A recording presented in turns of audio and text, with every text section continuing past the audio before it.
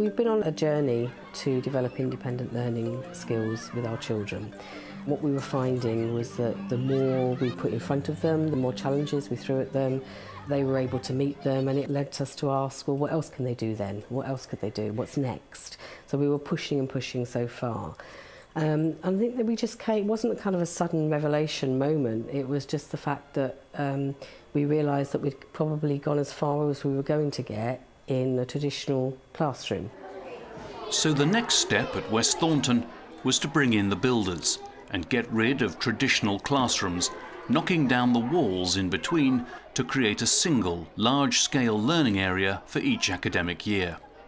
First thing that hits you is the complete visual nature of the environment. You've also got very much dedicated learning zones, and the idea being that it encapsulates or certainly supports the learning needs of different learners within the classroom environment. So you can see we've got group learning activity going on, and we've also got some children working in independent groups, again supporting their learning need. But the key thing is that those learning objectives are being met. We have got checks and monitors in place to make sure that that learning is taking place, but the underlying message being that it's suiting the individual learning needs of the children engaged in this environment. To help dyslexic learners, every learning zone has a checklist to remind staff of the steps needed to make sure their teaching is dyslexia friendly. Are they using a particular font? Are they using coloured overlays for their children? Are they changing the background on the big screens? Are they talking slowly, varying their tones, giving children time to answer their questions? Are they differentiating the work? I think it's at the forefront of everyone's minds, so it is just something that's quite embedded in the school. So teachers know what the various children's specific needs are. Not every child is the same. Different children will have different ways of learning. And that means that pupils know exactly what they need to help them learn.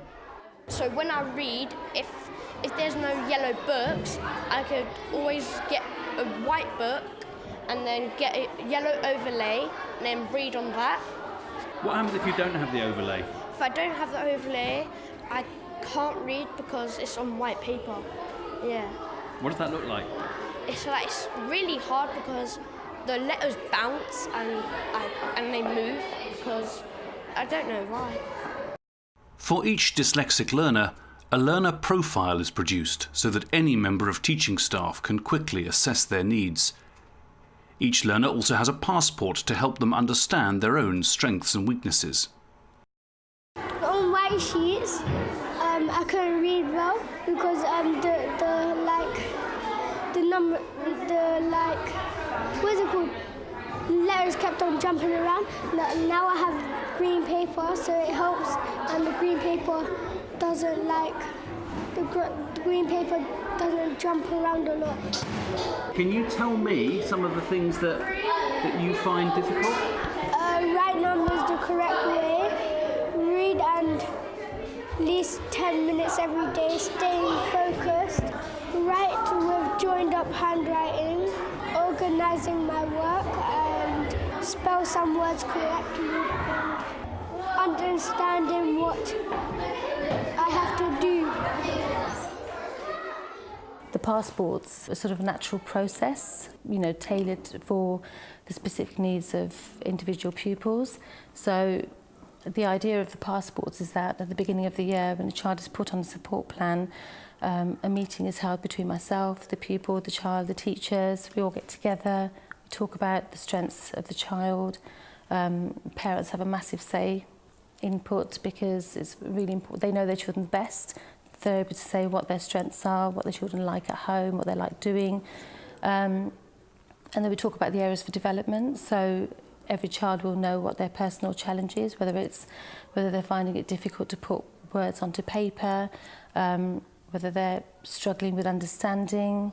And then it's about what can the teachers do to support them in that learning? And then what is the child doing themselves to help themselves? So are they making sure that they're ready for learning? Are they ensuring they've got all their resources? Are they making sure that they're finding a place in the environment to go and work, which is going to help them manage their distractions? The learner profiles are dyslexia profiles. So again, that's a snapshot of the child. It's there for the teachers, for people coming in, for students. We have lots of students coming to school, NQTs, support staff, whoever, to see what those specific needs are for the child. So that's the dyslexia profile. What actually is going to help, what that child is struggling with, and what's actually going to make the difference for them, what's going to help. So whether they need an overlay, whether the child needs specific broken down instructions, and it's all about what's helping them to learn. What resources do they need to support them with their learning? For 10-year-old Tiago and his mum Tanya, the school's early intervention and support for the whole family was a turning point on his learning journey. All the teachers, all the schools have been give the support they need. So it's wonderful when you have kids in one school and we see they give all the support, because we give at home the support they need, but we can see in school they have the complete support, 100% they have. So they're happy to coming to school and they like it, because when they don't have the support they need, they don't want to come into school. But we see, I can see for myself, my kids, they happy to walk in this school.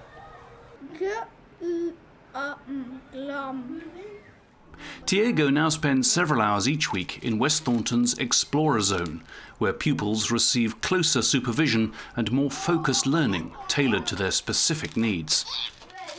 This really encapsulates what we're looking for with regards to support for special education needs children that are attending the school.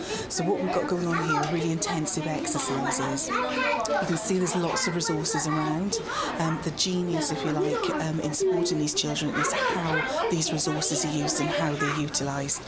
So yes, we've got your traditional packs and traditional interventions you would expect to see in support areas, but there are handmade resources and you can just see how engaged the children are in using them and the actual benefits that they bring. They almost tell their own story when you see them in action. So what we have going on in here is almost like intensive provision for children that can't traditionally access learning within the classroom.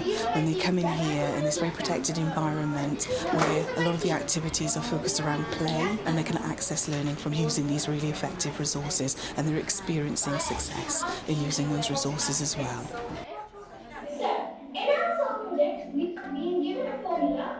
West Thornton also harnesses new technology.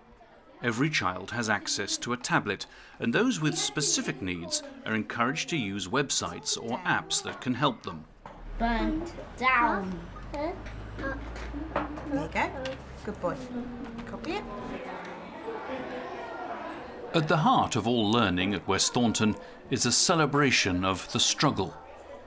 Pupils are told that if they're not struggling, they're not learning.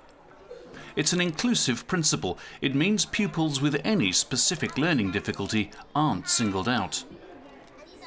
It's symbolised by the pit, where all pupils go when they're stuck on a point of learning. They can choose to take their time working out solutions or call on classmates to help them find answers and climb out of the pit. We use the pit by, if you're struggling with your work, sometimes you'd like to come and work in the pit because it helps you, because normally teachers are floating around here, so whereas if you need help they can come and help you, or if none of the teachers are really available, you can go and ask one of your friends and they may help you. But the thing is, when you're in the pit, it's not for your friends to tell you the answer, it's for you to think of how to get out of it.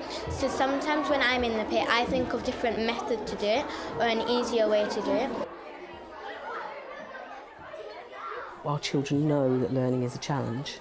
All our children expect to be challenged. All of our children expect to meet barriers and not get things right the first time. If things are easy for them, they know they haven't learnt. Every child is going to experience difficulty. Every child is going to come up against barriers to their learning, and we celebrate the struggle that they go through to get through that barrier and achieve on the other side. That goes hand in hand, I think, with the way we allow children to learn in the environments that we've created. This formula had not been useful for the beginning process as we searched the formula on Google, however nothing came up. So what were you doing with your maths? What were you working out? So I got some of them wrong, so I went back and done it again. Okay. I have dyslexia, so I think it's something around the fact that it's talked about, it's acknowledged, it's out there, it's not something to keep hidden or feel that it's a weakness or something to feel ashamed of. It's actually something that everybody knows. I think, you know, so I think being able to be really open about something is really positive, and I think if you're open, then you can really enhance your skills. I think the main thing is about feeling accepted and the openness around the subjects. Maths related. No one individual can make a dyslexia-friendly school. There has to be support from the senior management team, and thank goodness that's very much evident from what we've seen, you know, certainly here today. But also it needs that energy as well. And what we've seen, certainly in this scenario, is a strong movement with continuing professional development and training. So there's a strong awareness, you know, with all members of staff here, and certainly how that's reflected and translated into teaching practice. When you're in charge of a school, you want the whole community to succeed, don't you?